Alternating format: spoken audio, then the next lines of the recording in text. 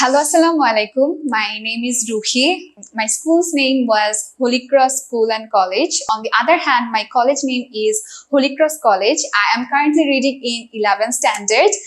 In my SSC examination, I got GPA 5 in all the subjects except mathematics. I got a scholarship for scoring a great marks in all the subjects.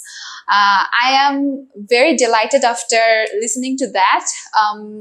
I want to see myself in Dhaka University in the future, as it is one of the most reputed universities of the country. I want to see myself in the Department of Business Administration, which is named as IBA. Moreover, I want to be a successful chartered accountant, as I am currently reading in business studies.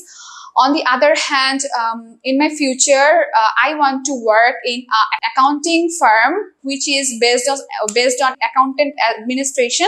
So that's all about myself. Thank you for watching my video, and thank you for listening to the aim of my life and which I want to be after few days. So thank you everyone. Assalamu alaikum. Thanks for having patience on me.